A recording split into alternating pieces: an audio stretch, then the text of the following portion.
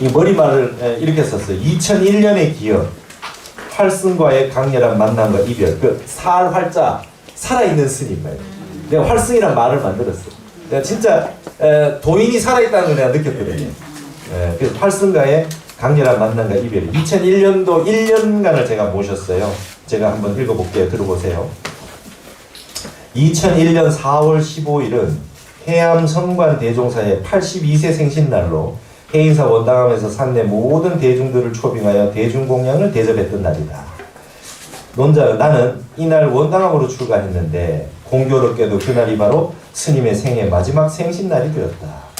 과거 여인들이 시집을 가면 먼저 한상 받고 일을 시작했다고 하던데 그날 사시에 독상으로 대중공양상을 받고 청소를 하면서 나의 행자 생활이 시작됐다. 2001년 12월 31일은 스님의 입적일이다. 이 생의 수명은 82세라고 하셨던 스님은 단 하루도 더 사바세계에 머물지 않으시고 미소굴에서 나의 마지막 죽공양을 받으시고 호련히 원적에 되셨다. 18년이 지난 지금도 여전히 그날의 슬픔과 황망함은 잊히지 않는다. 그러나 스님의 마지막 해의 생신에서 원적까지 오롯이 시봉을 받아주신 은혜는 이 육신을 팔아서도 갚을 수가 없을 만큼 지중하다. 출가 수행자의 사표이자 살아있는 활승이셨던 스님을 최측근에서 모실 수 있었던 체험은 어떤 상황이 오더라도 보리심을 잃지 않고 살아갈 수 있게 만들어준 나만의 입법계품의 서장으로 남아있다. 스님을 시봉하던 당시 가장 강렬했던 원력은 스님이 왕쾌하셔서 법상에서 법문하시는 것을 한 번만이라도 직접 들어보고 싶었던 것이었으나 끝내 이루어지지 않았다. 대신 시봉하는 내내 스님의 법문 테이프 수십 개를 밤낮으로 들었다. 바로 옆에 스님이 계시니 테이프만 틀어놓아도 곁에서 법문을 해주시는 것 같아서 거의 내용을 외울 정도로 반복해서 들었던 기억이 난다. 이들 법문들 가운데 골수에 사무쳐서 지워지지 않는 활구들은 지금껏 중노릇의 지침으로 고스란히 남아있다. 그 가운데 중이 없으면 지옥이 비고 소가 없다는 말씀은 아직도 가장 강렬하게 내리에 박혀있다. 단월의 시주를 받고 정진하지 않고 방일하면 죽어서 지옥에 가거나 다음 생에 소로 태어나서 평생 일을 하다 죽어서 몸을 고기로 바쳐서 그 빚을 갚아야 한다는 것이다. 이 밖에도 머리 깎은 처사로 살지 말라. 일어났다 사라지는 마음은 내 본마음이 아니니 벗을 삼지 말라. 공부하다 죽어라. 수지 맞는 장사는 참선밖에 없다. 화두가 없으면 송장이다. 와 같은 말씀들은 그 어떤 대장경의 말씀보다 귓가를 때리는 울림으로 자리 잡고 있다. 내년 스님의 탄신 100주년을 준비하며 열리는 해인사 학술대회에서 스님의 선수행관에 대해 글을 쓰자니 마음감이 교차했다. 이 글은 태어나서 가장 써지지 않는 글이었고 가장 오래 끌기만 했던 글이었다. 처음 논문을 쓰기 위해 준비할 때는 북받쳐서 며칠이면 금방 끝낼 것만 같았다. 하지만 너무나 긴 시간 동안 스님을 떠올렸다가 울었다가 글을 썼다가 지웠다가 하염없이 시간만 보내왔다. 그도 그럴 것이 스님의 법어집인 해암 대종사 법어집의 원고를 처음 발견한 것은 바로 나와 나의 은사이신 가간스님이었다. 여러분 송강사 가신다면서요? 네. 우리 의사 스님 그 계시니까 가면 한번 만나보세요. 제가 전화해 놓을게. 네. 그 포교국장 스님으로 계세요. 우리 의사 스님이 큰 스님 18년 시봉했어요. 그 원당함에 석방도 다 짓고. 2002년 초 어느 날 염화실 2층 다락에서 스님의 유물을 정리하던 중 예사롭지 않아 보였던 상자를 하나 발견하게 된다. 하얀 편지 봉투들 속에는 스님의 가품과도 같이 깔끔하게 정리된 원고들이 나란히 보관되어 있었다. 스님은 생전에 단 한 번도 법문 원고를 남에게 부탁한 일도 없었고 그것을 보여주거나 내주어서 책을 만들기도 한 적이 없었다. 그래서 남아있는 법어 원고가 전혀 없는 줄만 알았다. 그 속에는 해인사 윤화 시절부터 입적 직전까지의 친필 원고들이 차곡차곡 모여 있었고 논자가 내가 이를 연대별로 정리하여 복사한 뒤 친필 원고는 파일에 소중히 보관하고 복사본을 이용해 편집 작업에 들어갔다. 지금의 법어집의 편제는 그때 내가 정리한 틀을 바탕으로 보완된 것이다. 법어를 처음 발견하고 법어집 편찬 작업을 처음 시작한 당사자로서 객관적이고 학술적인 논문을 쓴다는 것은 여간 어려운 일이 아니었다. 부모가 자식을 가르치지 못해서 자식을 바꾸고 가르쳤다는 옛말이 있듯 손자가 노스님의 사상에 대해서 학술 연구 논문을 쓴다는 것은 참으로 못할 일이었다. 이런 연고로 이 글은 한치의 감정을 개입하지 않는 추상 같은 학술적 글쓰기를 지향할 수 없게 되었다.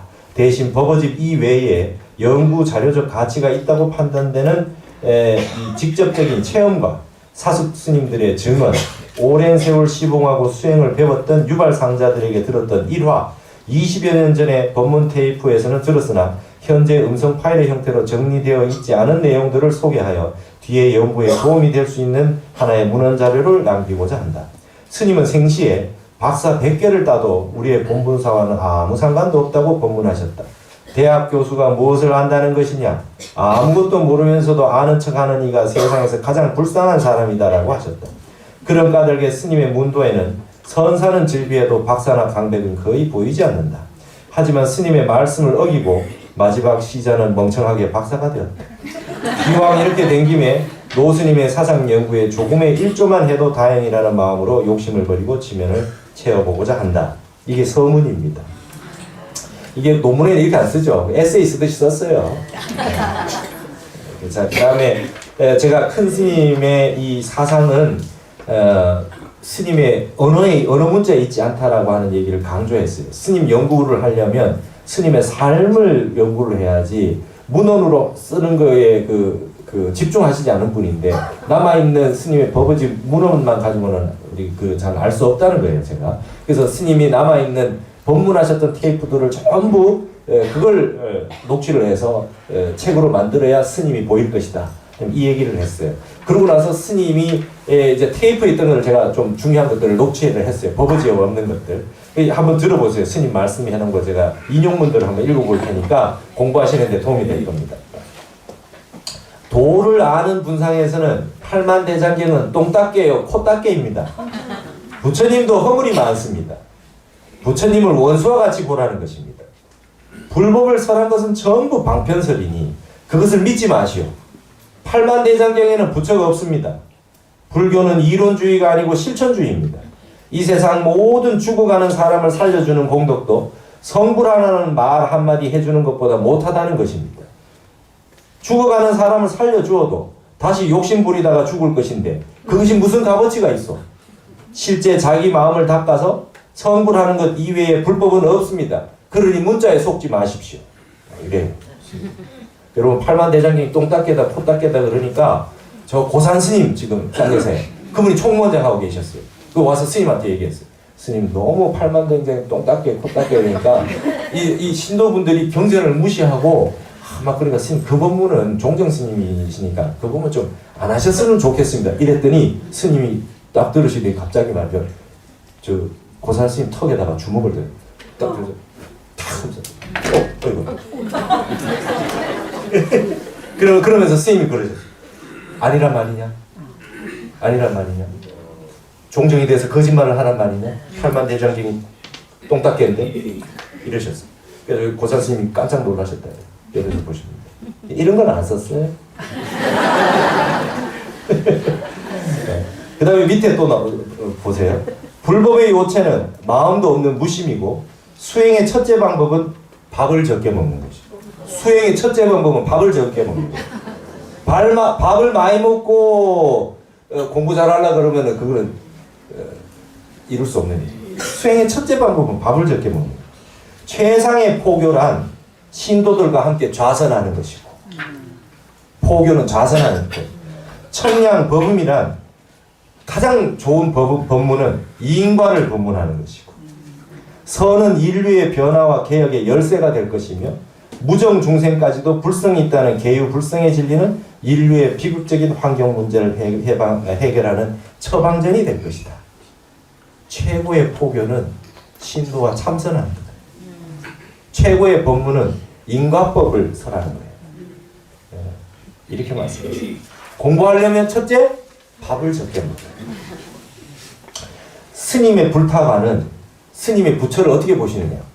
부처님은 어떤 분이냐? 용맹정진에서 성불해서 고해에 빠진 중생을 제도하는 거예요. 이게 스님이 보는 부처님 관이라. 부처님은 용맹정진 하셨대요. 안 자고 안 먹고 이게 부처님이다. 책 보고 뭐 이런 게 아니고 스님은 철저하게 그래서 이런 말씀하셨어요. 이 세상은 좋은 세상이 아니요 불구덩이 세상입니다.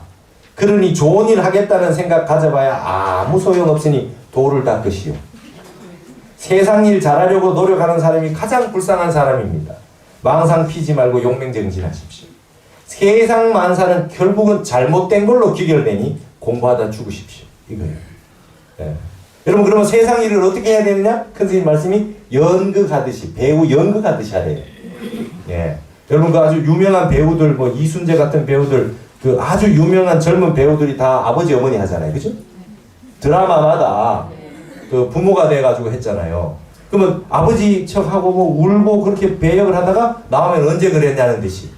그죠? 그럼 본문사는 뭐 하느냐? 참선하는 거. 내 마음 닦는 거를 근본으로 삼고 나머지 세상 일은 연극배우 연극하듯이. 연극배우도 열심히 하잖아요. 눈물도 흘리고 뭐 연극 열심히 하거든. 근데 그게 매몰돼가지고 오직 그것만 잘하려고 하지 말아라. 세상의 모든 일은 인연에 따라서 하되 아주 그냥 마음을 100% 거기에 담아서 할 일이 없다는 거예요. 세상 일 아무리 해봐야 나고 죽는 윤회의 고통에서 벗어나지 못하니까 근본은 수행 참선하는 것을 근본으로 삼아라. 이게 스님의 핵심입니다. 그러니까 스님이 맨날 하시는 말씀이 물질 문명은 이 물질 문명은 나 자신을 상실한 문명이다. 외물만 추구하니까. 그렇게 얘기하셨고 그 다음에 이런 말씀하셨어요. 참선하는 데는 별일이 없고 그 사람의 용맹스러운 공부에 있다. 곧장 나아가되 자기의 생명을 잊어버리면 모든 법마다 한 터럭에 통하리라. 이 공부 쉽지 않아요. 그러니까 용맹심을 가지고 해요. 용맹심. 그러니까 목숨을 내놓고 이 공부를 목숨을 아주 죽기 살기로 하는 건 이 공부밖에 없다. 딴 거는 연극으로 하고 이 공부를 죽기 살기로 해요. 이게 지금 생사일대사가 제일 중요하지. 네? 스님 맨날 그러십니다. 해가 넘어가면 우리가 발바닥이 닳도록 가는 곳이 따로 있어. 송장대로 가요. 송장대로. 근데 오늘 하루가 넘어갔으면 내가 오늘 도를 닦지를 못했고 성불을 견성을 못했다. 나 이제 좀 있으면 송장이다. 그 하루가 넘어가면은 통곡했던 선사가 계시지 않습니까? 그러니까 머리에 불 붙은 것처럼 공부를 해야 된다. 이게 스님의 가품은 정진 두 글자밖에 없다. 그리고 그래서 스님이 개정의 사막을 하는데 계율을 아주 철저하게 지키셨어요. 스님이. 이계위사라. 계율을 스승으로 삼아라 그랬어요. 부처님 말씀이 그렇죠? 계율을 스승으로 삼아라 그랬어요. 그래서 일타 스님도 말이죠. 일타 스님이 제일 유명한 율사 스님이었는데 나보다 계율 잘 지키는 스님이 해양 스님입니다. 성철 스님은 말이죠. 중로로 제일 잘하는 스님은 지월 스님하고 해양 스님입니다. 지월 스님이라고 해인사 스님이 계셨어요. 이분은 하심제일이에요. 행자들한테 90도로 인사하세요. 그렇게 사셨던 스님이 계세요. 그분하고 해암 스님이 중로로 제일 잘한다 그랬어요. 이제 계율을 지키는데 부처님 계율이 일종씩 하라는 거 있잖아요. 그죠? 예, 그 탁발에서 하루에 한 번 먹었거든요. 스님이 평생을 하루에 한 번 먹었어요. 그러면서 이제 이런 법문을 해요.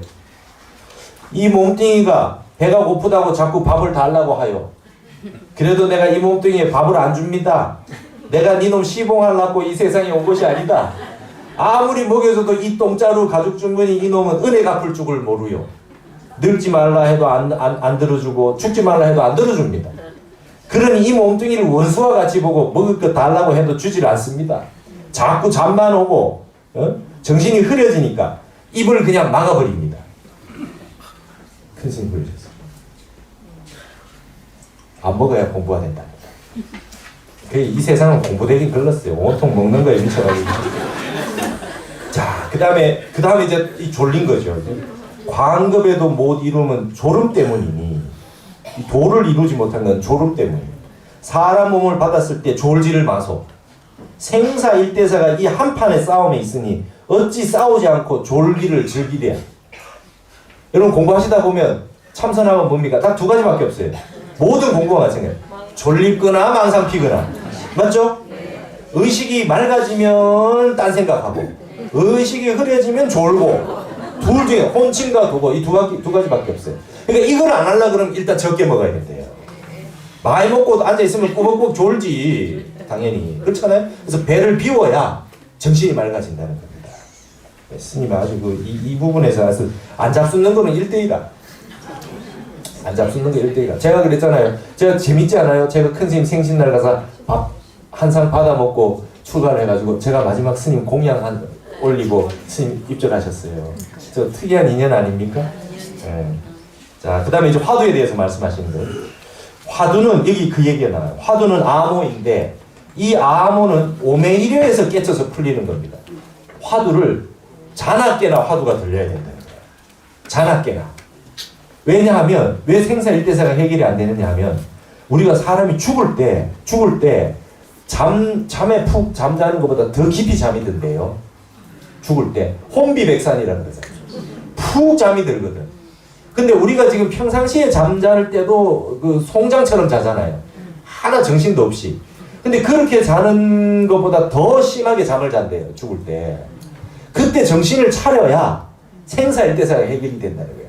그러니까 어떻게 해야 되냐면 깨있을 때만 화두가 일념으로 지속되는 것이 아니라 꿈을 꾼 때나 잠이 들 때도 화두가 들릴 만큼 아주 그 화두 일념이 아주 삼매에 들어야 된다는 거예요. 그래야 이게 지금 해결이 된다는 거예요. 그러니까 화두를 가지고 뭐 내가 뭐 좀 알았다는 둥 그거 뭐 이런 거 아무 소용이 없다는 거예요. 지식으로 알아봐야 아무 소용이 없대요. 삼매가 자나깨나 삼매가 지속이 돼야 이 공부가 되고 생사해탈이 되고 우리가 윤회에서 벗어난다는 거예요. 부처님이 이 삼매를 닦으신 거 아닙니까? 그죠? 구차제정을 다 닦아서 삼매에서 성불하셨잖아요. 그러니까 삼매를 닦아야 된다. 자, 한 번은 이제 일화를 소개해 주는 거예요. 한 번은 용맹정진을 하던 여기 해인사는 7일 동안 용맹정진합니다. 매철에 7일간 잠을 안 자요. 잠을 안 잡니다.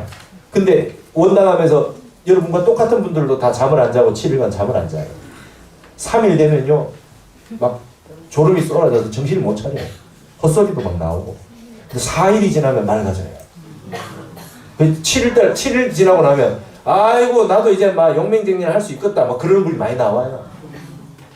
근데 어떤 분이 공부가 조금 7일 용맹정진을 해보다 공부가 됐다는 분이 나오셨던 모양이에요. 꼭 공부 됐다는 분이 나와요.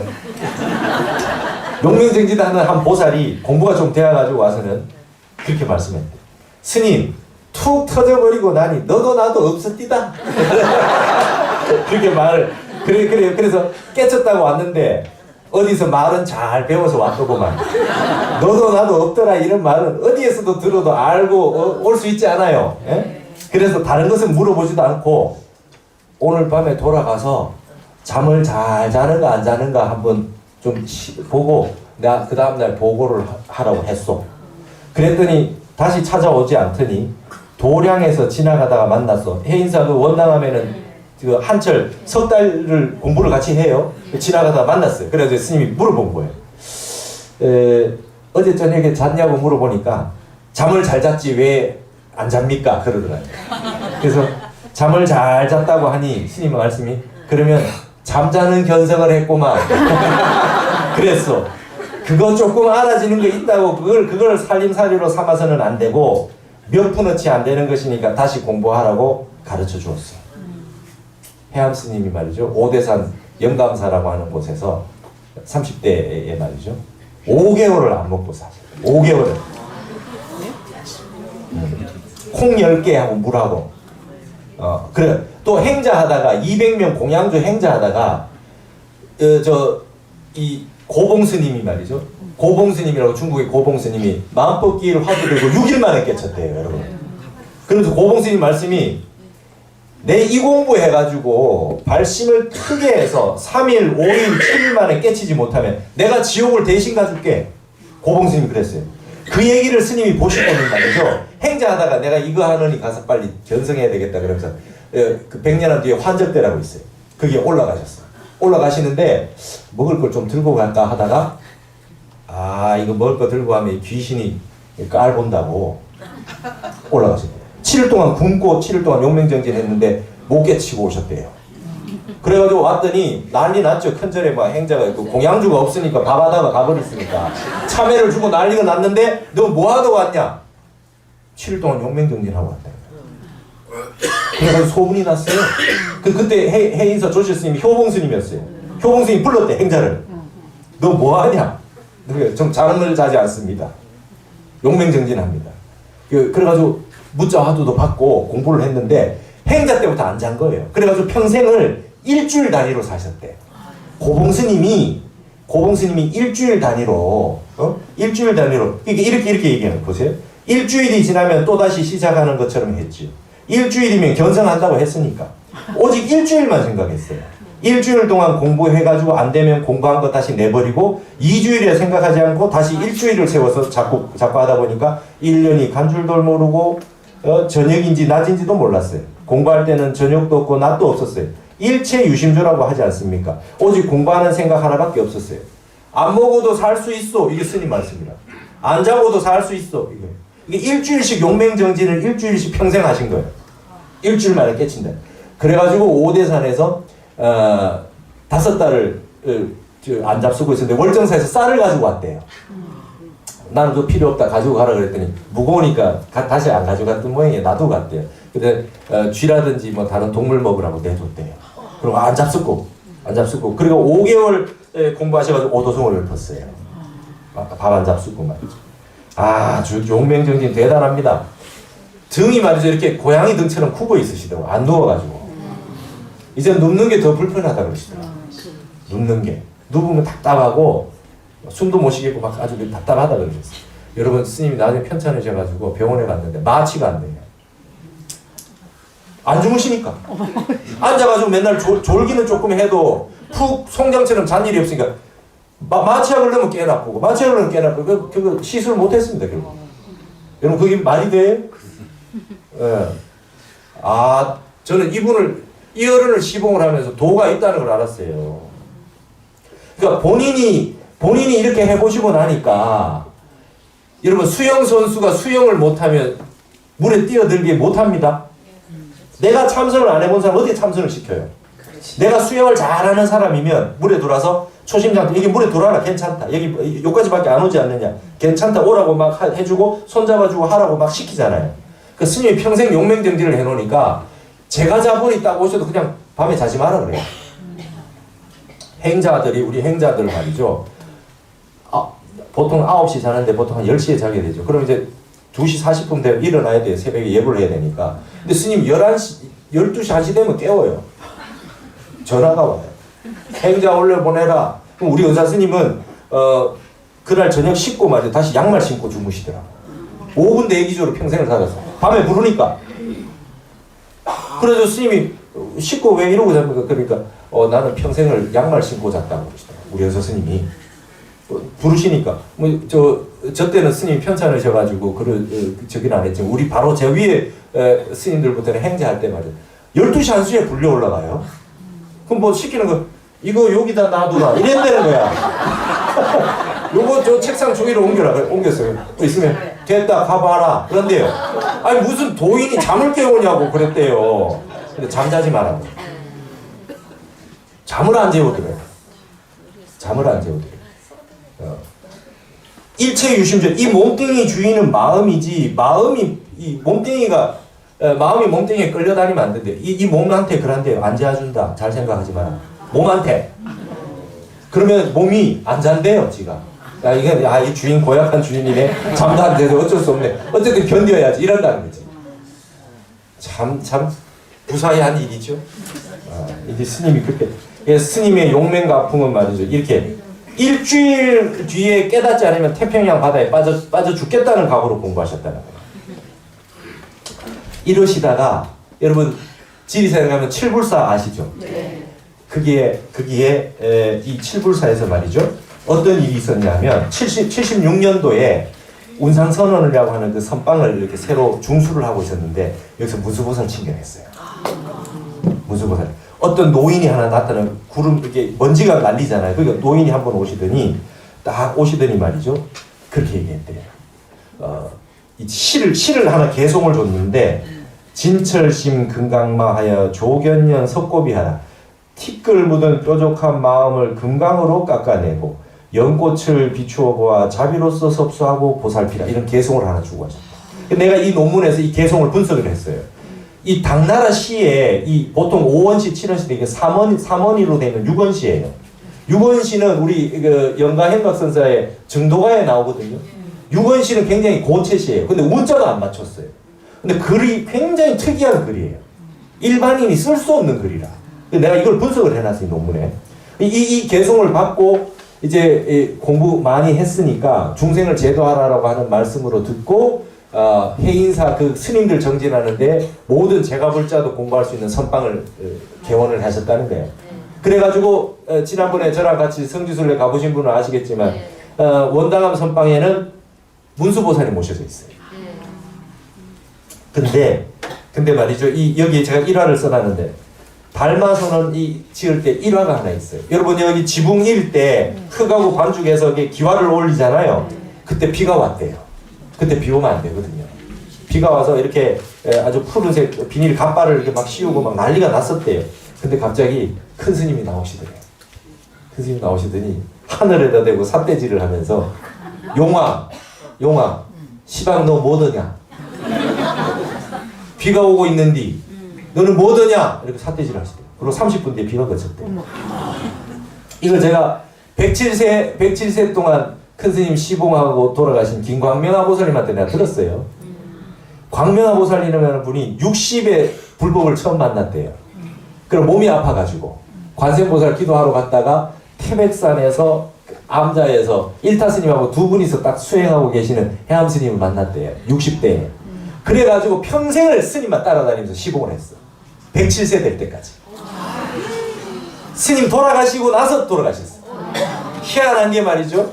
이 광명화 보살님이, 그러니까 광명화 보살님은 사람 오면 마지막에 사람을 못 알아봤어. 근데 사시예불 되면 말이죠. 광명화 보살님 방이 있어요.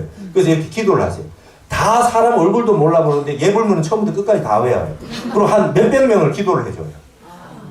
광명화 보살님이라고.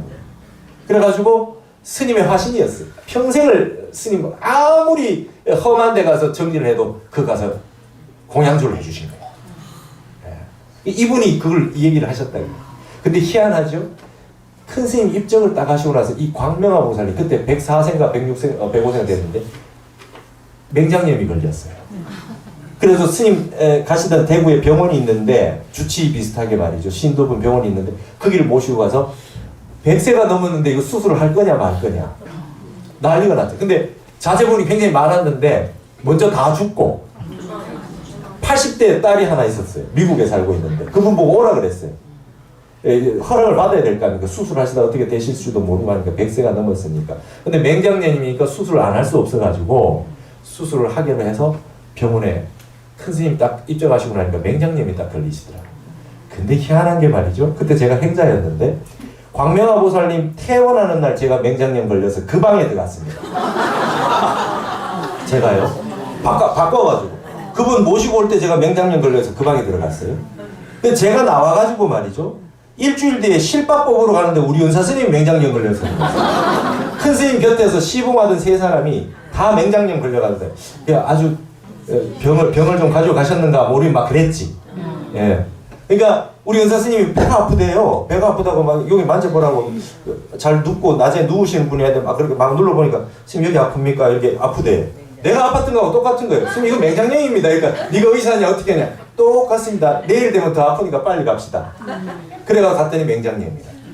그 큰 스님을 가장 오래 시봉했던 광명화 보살님. 그다음 스님 중에 가장 오래 시봉했던 우리 연사 스님. 맨 마지막에 스님 그 몸을 만지면서 시봉했던 저 이 세 명이 연속으로 일주일씩 맹장염으로 병원에 입원했다가 나왔어요. 희한한 일이죠. 이 달마선언이 그런 그 희한한 하여튼 도인 옆에 있다 보면 희한한 일들이 많습니다. 그래서 이제 이 스님에게 가장 그 나타난 사상 중에 중요한 사상 중에 하나가 어느 문자에 있지 않고 우리 한국 불교에 참선 수행하고 정진하는 데 있어 가지고 스님의 이 그 참선 지도법을 빨리 만들어 이걸 모든 사람에게 빨리 공개를 해서 퍼뜨려야 된다. 지금 그 말을 제가 이제 논문에 쓴 겁니다. 스님이 아주 이런 말이 있었어요. 털어서 먼지 안 나는 사람이 있다. 그게 해암 스님이다. 털어서 먼지가 안 난대. 그래서 우리 94년하고 99년인가 그 정화가 있었잖아요. 조계사에서 난리 한번 나고 막 그런 적 있었잖아요. 승려 대회를 하고. 그때 이 정화 개혁하는 저기를 할 때 스님을 맨 앞에 그 대표로 세웠어요. 스님들이. 털어서 먼지가 안 나요. 이분은 완벽해, 계율이. 그러니까 뭐 누가 뭐라고 말할 사람이 없어요. 그래가지고 종단 정화도 하시고 그랬어요.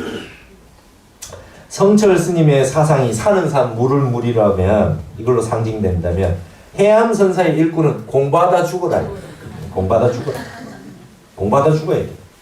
그래서 스님의 생사해탈이라, 이게 또 스님 인용물 한번 읽어드릴게요. 보세요.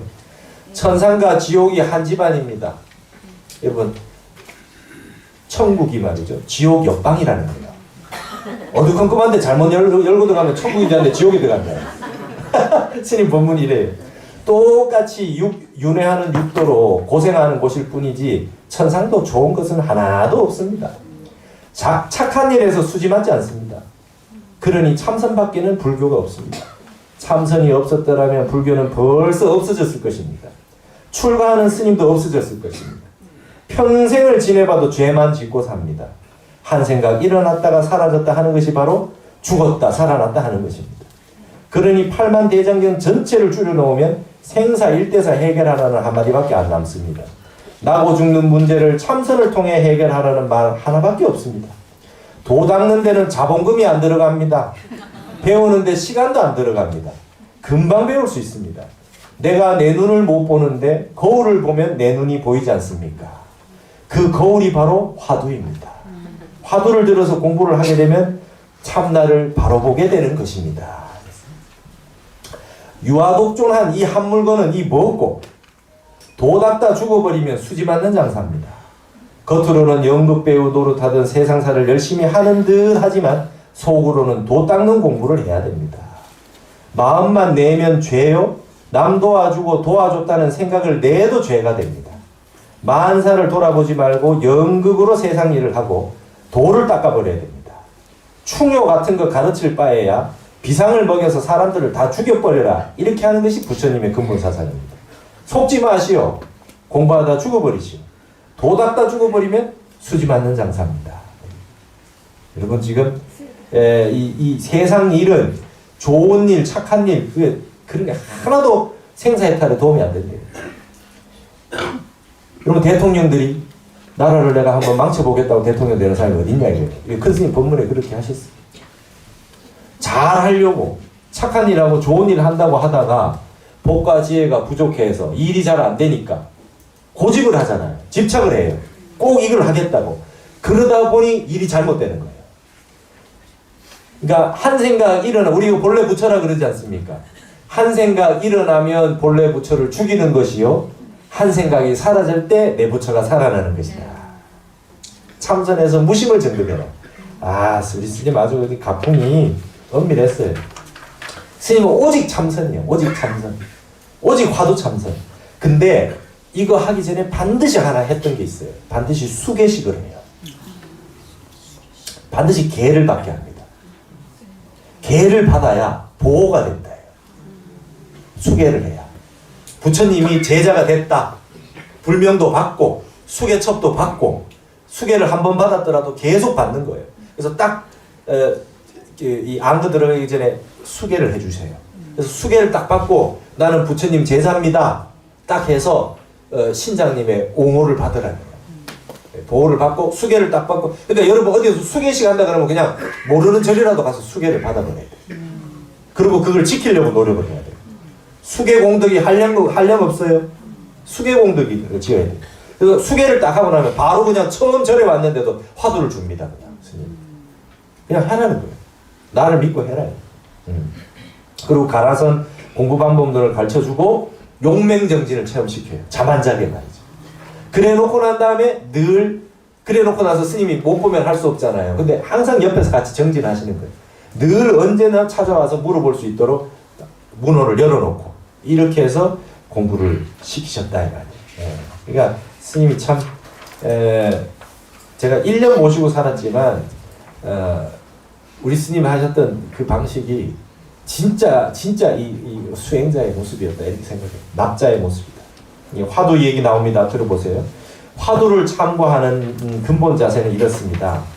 화두는 암호인데 이 암호 내용을 어떻게 해야 풀 수 있느냐 하면 잠이 꽉 들어 있는 데서도 이러한 데에서 깨쳐야만 풀 수 있는 것이지 그전에는 못 푼다는 거, 이것이 근본으로 딱 서야 됩니다. 내가 화두가 일념이 돼서 밤낮으로 흘러가는 것을 목표로 삼아야지 뭐 요거 조금 알았다 몰랐다 이런 거 하려고 참선하면 안 된다는 거예요. 모른다 그러면은 내버릴 것이 아니라 그걸 화두를 들어가지고 밤낮으로 화두가 지속이 돼야 된다는 거예요. 선정산매로. 그래야 마음의 눈을 확실히 뜨면 이것이 견성인 동시에 1700공화도 다 알 수 있는 것입니다. 불교라는 것은 팔만대장이 그토록 많고 많지만 똘똘 뭉치면 마음심자 한 글자에 있습니다. 가장 간단합니다. 마음의 문을 뜨면 일체 만법을 다 알 수 있는 것이고 삼세 제부를 다 볼 수 있는 것이며 일체법을 다 성취하는 것입니다. 마음의 눈을 뜨는 것은 자성을 보는 것입니다. 곧 견성이라는 말입니다. 그러니 정진을 부지런히 하여 화두를 바로 아는 사람이 되어서 마음 눈을 바로 뜨기를 바랍니다. 화두는 암호이며 달을 가리키는 손가락이니 집착하여 속지 말라는 말입니다. 화두는 의심이 생명이기에 알 수 없는 의심을 간단없이 파고 들어가야 합니다. 그리고 화두를 드는 것이 답답하고 재미도 없어서 마치 모기가 무쇠소를 파고 드는 것 같이 하면 부사의한 힘으로 몸뚱이까지 들어간다고 합니다. 화두를 들고 모기가 무쇠솥을 뚫고 못 들어갈 것 같잖아요. 근데 용맹정진으로 마음을 하면 이 마음이 미묘법이라 뚫고 들어가신답니다. 그것이. 화두는 암호인데 암호의 내용은 잠이 꽉 들어서도 이러한 데서 깨쳐야만 풀어지는 거지 머리로 알아서는 풀 수가 없다는 것입니다. 그래서 아까 그 양귀비 얘기했잖아요. 그와 같이 또 개성을 이렇게 하세요. 오색 비단 구름 위에 신선이 나타나서 손에 든 빨간 부채로 얼굴을 가렸어요. 요즘 신선이 나타나서 부채로 빨간 얼굴을 가렸어요. 누구나 빨리 신선의 얼굴을 볼 것이요. 신선의 손에 든 부채는 보지 말아라. 부채가 화두라는 거예요. 부채를 가지고 얼굴을 이렇게 가리고 있어요. 신선이. 부채만 봐서 뭐 할 거라는 거예요. 신선의 얼굴을 봐야지. 화두는 부채다 이거예요. 부채 보고 있다고 해가지고 신선의 얼굴은 못 보는 거 아닙니까? 그러니까 그 화두를 통해서 선정산매에 들어가면 아까 말하듯이 모기가 소뚜껑을 뚫고 지나가듯이 부채를 뚫고 들어가서 화두를 뚫고 들어가서 무심으로 들어가서 신선 얼굴을 본다. 아까 말한 화두의 낙체를 볼 수 있다. 아시겠습니까? 네. 이런 식으로 강의를 하시는 거지. 이런 잘 못 들어보셨죠? 네. 아, 참선 공부는 이 스님처럼 가르쳐야 돼요. 그 다음에 이렇게 말씀하세요. 용맹정진 한다고 몸에 힘주고 욕심으로 참선하면 안 됩니다. 용맹정진 한다고 힘주고 욕심을 내면 안 됩니다. 이 공부는 묘하게 자연스럽게 정성스럽게 해야지 용맹이라 해서 급한 마음을 가지고 용을 쓰면 기운이 다 나가버립니다. 참선을 많이 해봐야 이것이 미묘법임을 알게 됩니다. 한철을 공부하더라도 정성껏 화두를 들어야 됩니다. 나도 깨달을 수 있다는 것을 확실히 믿고 해야 됩니다. 이 공부는 배워서 아는 것이 아니고 깨달아서 아는 것입니다. 교리나 이론을 배우는 것이 아니므로 말을 따라다니지 말고 깨닫는 데에 목적을 두고 공부해야 합니다. 눈 깜짝할 사이에라도 이 먹고 하고 화두 드는 것이 그렇게 소중한 것입니다. 이 밖의 세상살이는 전부 지옥벌이만 하고 있는 것입니다. 힘을 빼야 됩니다. 힘을 빼고 마음을 욕심도 부리지 말고 아주 마음은 미묘한 것이라 미묘법을 가지고 해야 됩니다. 근데 성철 스님의 영향을 많이 받으셨어요. 도노, 돈수, 그 다음에 중도법 이런 거 스님도 법문에서 많이 하시는데 아마 틀림없이 다른 그 발표하는 분이 성철 스님 영향을 많이 받았다고 할 것 같아요. 보니까. 그래서 저는 성철 스님하고 뭐가 다른가를 논문에 쓴 거지. 뭐가 다르냐? 성철 스님의 선사상을 답습한 게 아니다. 왜 그러냐? 해암선이 따로 있다. 해암선이 따로 있다. 결정적으로 다른 것들이 있다 이거예요. 왜냐? 성철 스님 보면 백년암에 가면 아비라 기도라는 걸 합니다. 그죠? 예, 절하고 아비라 주력하고 능엄주 하잖아요. 그죠? 근데 그 봉암사 결사할 때 말이죠.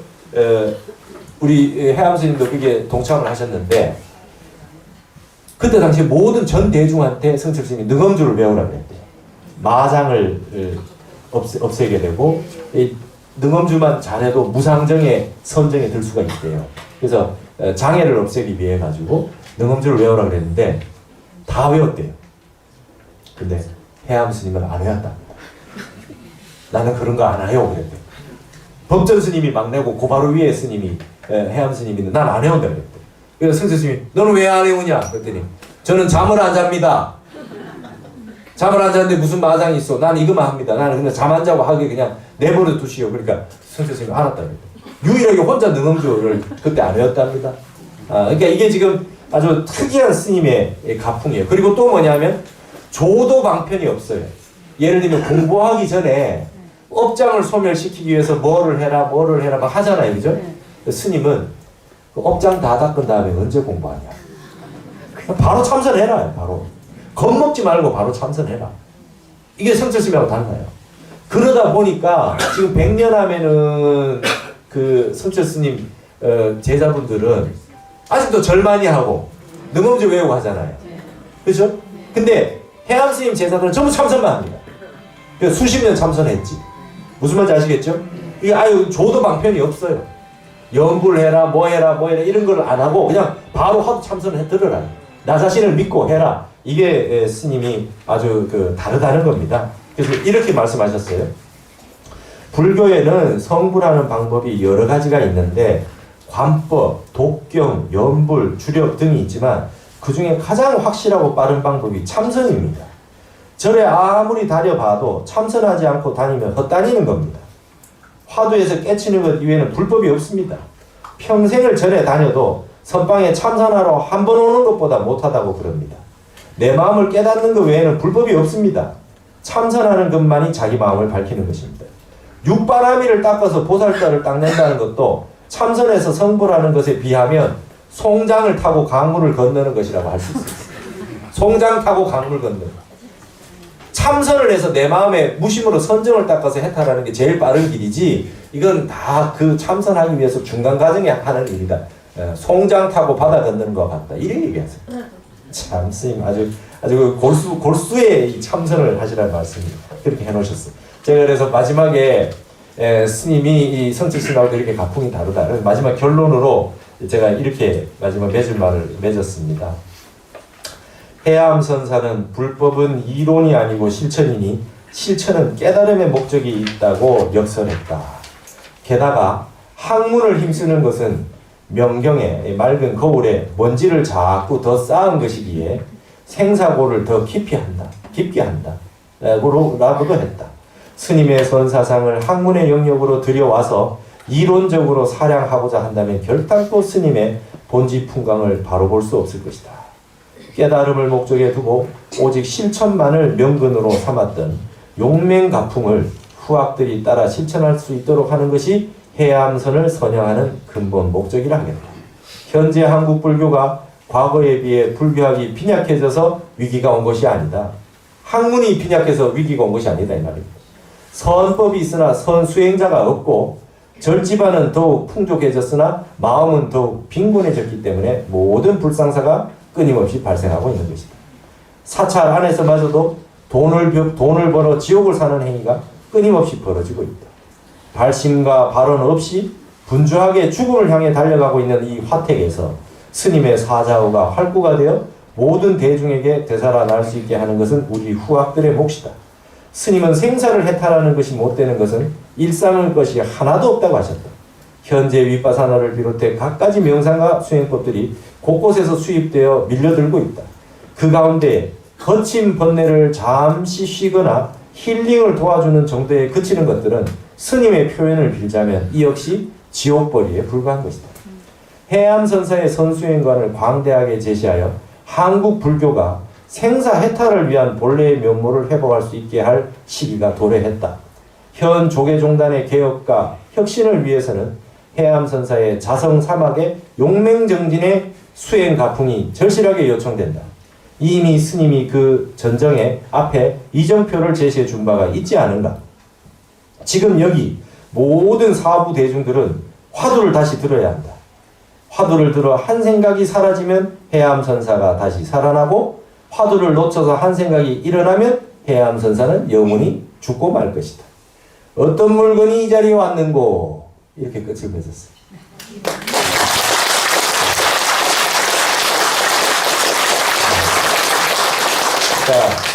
스님의 사상은 스님 남겨진 법어 글에 있지 않다는 거예요. 용맹각풍을 한번 해요. 여러분 이런 얘기를 들으니까 좀 발심이 됩니까? 네. 뭔가 좀 잠 안 자고 졸리더라도 말이죠. 경어 스님 송곳으로 이렇게 목에 대고 공부하셨던 것처럼 해암 스님이 5달 동안 음식을 안 잡수고 평생을 일주일씩 용맹정진 일주일하고 이렇게 평생을 하시다가 가셨던 분이 계셨고 제가 옆에서 봤고 저도 지금 올 때 차를 운전해서 왔지만 화도 들고 옵니다. 일체하체 일체시에 하시면 됩니다. 그러니까 여러분들 지금 그 화두가 없는 분들은 우리 지금 조계종 종정 스님, 진재 스님이 늘 하시잖아요. 화두가 없는 분은 이걸 화두를 들어라. 부모에게 나기 전에 어떤 것이 참나던고 이 화두를 들으라 그러잖아요. 내가 종정 스님한테 받았다 생각하고 이걸 화두 결택이라 그래요. 그래 놓고 어떤 분들은 말이죠. 갑자기 말이죠. 화두 공부 조금 하다 안 되면 조주 묻자 해볼까? 이목구 해볼까? 막 말하자면 무슨 화두 쇼핑을 하고 있어. 이 화두 들었다 저 화두 들었다 이러면 안 돼요. 여러분 소호가 부르든 영희야 철수야 부르든 말만 바꿔서 들면 뭐 합니까? 간절한 마음으로 일념을 다해서 정성스럽게 자연스럽게 힘을 빼고 오직 발언이 중요합니다. 나도 어쨌든 이 생사해탈을 한번 하겠다. 생사해탈에 우리 불법이 있어요. 지식 좀 가지고 좀 알고 이런 거 아무 소용 없어요. 나고 죽는 걸 해결하는데 하나의 도움도 되지 않는다. 이게 불법으로 정해져 있는 겁니다. 그러니까 이런 공부를 우리가 한번 해야 되겠다. 그래서 여러분 화두가 없는 분은 지금부터 화두를 드십시오. 부모에게 나기 전에 어떤 것이 참나던고 전제라 그래요. 전체를 다 드는 거예요. 부모에게 나기 전에 어떤 것이 참나던고 천천히. 그러면 이어서 어느 정도 조금 지속이 되면 한 2-3번 하고 나면 단제로 짧게 하는 겁니다. 어떤 것이 참나던고 어떤 것이 참나던고 다른 생각은 하나도 안 하고 이 의심한 생각만 하는 겁니다. 말도 다른 말을 가지고 오면 안 돼요. 어떤 것이 참나던고 이게 참난가? 저게 참 이러면 안 돼요. 이거 참이가 돼서 안 돼요. 참구만 해요. 의심처가 있잖아요. 그러면 이걸 아니면 이목고를 하시는 분들은 이걸 바꾸면 이목고잖아요. 이거 원래 부모 미생전의 본래 면목이 이목고 부모 미생전 본래 면목이 이목고 본래 면목이 이목고 화가 났잖아요. 화내는 내가 아니잖아요. 본래 면목이 이목고 바로 들어버려요. 더 짧게 이목고 이렇게 합니다. 혀는 입천장에 다 붙이고 그 다음에 생각을 자꾸 맹렬하게 하면 상기가 되거든요. 그러니까 마음은 하단전에 내리고 마음은 항상 머리로 화두 드는 것도 아니고 가슴으로 화두 드는 것도 아니고 화두는 하단전이 든다. 마음을 하단전에 내리고 이먹고 호흡을 신경 쓰는 거 아닙니다. 우리 화두 참선은 호흡을 어떻게 화두 드는 거하고 호흡하고 같이 하려면 이게 버벅거려서 안 됩니다. 화두가 길어지고 생각이 끊어져서 화두하는 게 천천히 길어져서 쭉 화두를 밀어주고 챙기고 밀어주고 쭉쭉 화두가 지속이 되면 호흡이 저절로 천천히 됩니다. 저절로. 여러분 지금 우리가 달리기 하고 나면 숨이 급해지면 호흡이 가빠지고 그죠? 생각이 많고 감정이 일어나면 호흡이 짧아집니다. 생각이 없고 마음이 편안해지면 호흡은 저절로 길어집니다. 우리는 이 호흡이라고 하는 거는 자유자재로 자동으로 하는 거 아닙니까? 그렇죠? 여러분 지금 편안하게 다 호흡하고 계시지 않습니까? 그러니까 화두만 일념으로 하시다 보면 호흡은 저절로 길어져서 호흡 수행하는 그것이 저절로 다 됩니다. 그런 거 신경 쓰지 마시고 저걸 합니다. 그러면 50분 앉아서 50분 단위로 하셔야 돼요. 항시 참선할 때는 50분 단위로. 왜냐하면 20-30분부터 마장이 오니까. 그러니까 그때부터 졸리거나 딴 생각 나는 거 하는 게 이제 20-30분 되면 치성을 하죠. 어쨌든 안 졸려고 노력을 해야 돼요. 그 꾸벅꾸벅 졸리는 게 왔다고 그 아주 손님 맞듯이 아이고 이제 졸리는 게 왔냐 그러고 무기에 앉아가지고 반은 졸듯이 이렇게 앉아있으면 안 되고 자꾸 각성을 해야 돼요. 안 졸아야 돼요. 그러니까 화두를 들 때 반드시 챙겨야 돼요. 딴 생각 나더라도 취모금으로 칼로 딱 자르고 그냥 바로 화두를 들어버려야 되고 졸립더라도 딱 아유 내가 졸았구나 그러면 딱 화두를 들어요. 그러니까 예를 들면 중간에 화두가 끊기면 다시 처음부터 끝까지를 다 드는 거예요. 이 먹고 어떤 것이 참나든고 어떤 것이 참나 하다가도 딱 화두가 끊어졌거나 졸았거나 하면 처음부터 전제를 다 들어주는 거예요. 의심처를 전부 분명히 하기 위해서 부모에게 나기 전에 어떤 것이 참나든고 혹은 부모 미생전에 본래 면목이 이 먹고 의심을 분명히 하나 또 해서 화두를 들고 챙기고 한단 말이에요. 바다에 파도가 하나 지나가고 나면 다음 파도가 이어져서 오는데 끊임이 없이 오도록. 여러분 어떻게 하면 됩니까? 딱 50분 앉을 때 뭐 하루에 뭐 5시간 한다 10시간 한다 이게 목적이 아니라 처음에 뭡니까? 한 단위로 하는 거예요. 50분 동안 한 번도 화두가 끊어지지 않겠다는 목표로 하는 거예요. 의심을 해서 그 답을 알겠다라고 하는 생각을 하지 말고 화두가 한 번 딱 들어서 50분 딱 죽비칠 때까지 한 번도 안 끊어지도록 이어지도록 하는 게 원력이에요. 이걸 하다 보면 딱 중간에 놓치거든. 놓쳤네. 그럼 또 챙기고 한 번도 안 끊어지고 화두가 지속되는 게 목표가 되는 거예요. 말은 똑같은 말이죠. 생각은 의심이 똑같은 거잖아요. 그러니까 일념이 일심이 된다 이 말입니다. 아시겠죠? 우리가 일심 아무리 말을 해도 일심으로 유지를 못하지 않습니까? 그러니까 이 화두 공부가 이렇게 값어치가 있다 이 말씀입니다. 일념으로 지속해 주셔야 됩니다. 일념으로. 한 번도 안 끊어지게 하겠다. 그렇게 50분 하고 또 50분 하고 50분 하고 계속해서 하다 보면 어느 날 갑자기 한 번에 50분에 한 번도 화두가 안 끊어지고 딱 됐다. 얼마나 기쁜 일이겠어요. 여러분 수십 년 공부를 해도 원력을 발심을 크게 하지 않으면 10분 15분 되면 또 화두를 놓쳐버려요. 또 졸고 있어요. 이렇게 해가지고는 백날 해도 안 된다 이게.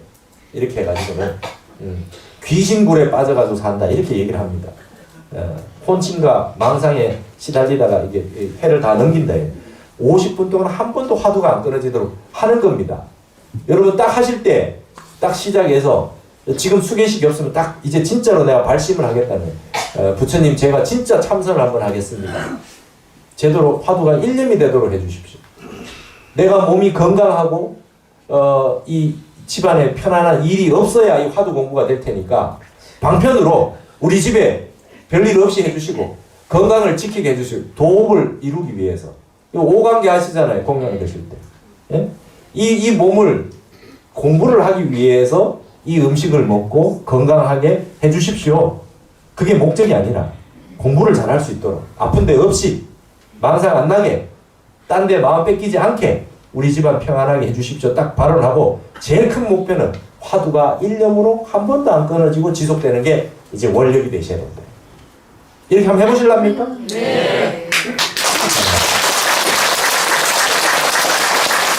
여러분들 공부를 잘 하셔서 화두가 없는 분들이라면 아까 그 화두를 들고 화두는 부채요 이름에 불과한 거라.